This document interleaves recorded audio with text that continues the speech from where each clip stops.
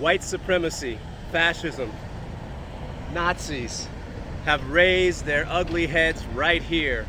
And what's not being taken seriously by the Biden administration or any of the Democratic or Republican politicians is how this racist horror that happened here is directly connected to those ugly heads most blatantly and proudly raising themselves in Ukraine today.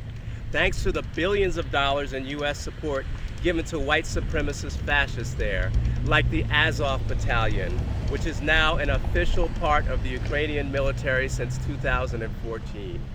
You know, the founder of the Azov Battalion, Andriy Belitsky, in 2010 said the Ukrainian nation's mission was to lead the white race of the world in a final crusade. Today, followers of the Azov movement around the world are encouraged to commit atrocities wherever they are living and post them on social media. For example, the white supremacist grouping American Rise Above movement members came to Ukraine from the U.S. to learn how to create youth forces in the ways of Azov. Now, after this meeting, 3 RAM members participated and helped organize the August 11, 2017 Unite the Right riot of neo-Nazis in Charlottesville, North Carolina. Now, that's the riot where Heather Heyer was killed by a white supremacist who drove through the counter-protest. Now, how does this relate to right here, right now? Well, Brenton Tarrant, who killed 51 Muslims in March of 2019 as they worshipped in a Christchurch, New Zealand mosque, he wrote in his manifesto that he visited Ukraine. He also wore the emblem used by Azov when he did his killing and featured the Azov emblem in his manifesto. The recent killings here at Top Supermarket in Buffalo was done by an 18-year-old white supremacist who said he was influenced by Tarrant from New Zealand. And he was also wearing the emblem, the Sadaran of Azov Battalion. And the beat goes on. But in spite of protests from a former FBI agent about the danger of these white supremacist groups here in the U.S. who have international ties, the FBI refuses to put the Azov Battalion nor the RAM folks or other white supremacist groups on the terrorist list. Instead, the FBI recently went after a black organization for supporting Russia.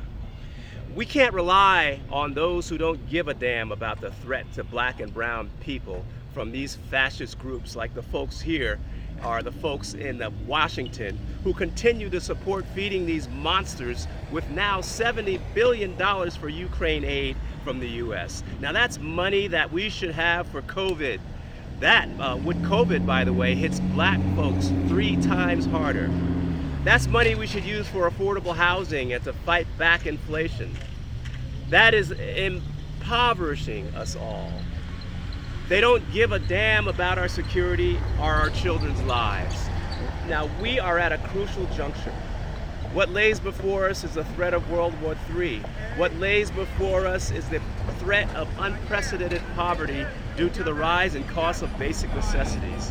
What lays before us is a return to Jim Crow laws and the lynchings we have already seen in the form of shootings of stores, shootings of churches, all resurrecting the past horrors of the bombing of the church in Birmingham by the Ku Klux Klan, which, by the way, is still not on the terrorist list.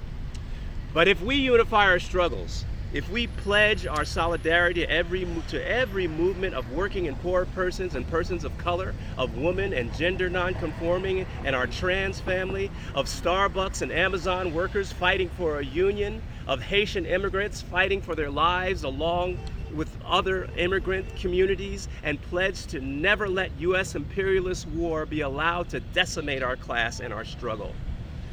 If we do that, instead of us fearing them, they will tremble insufferably at our strength and actions. So let's get moving.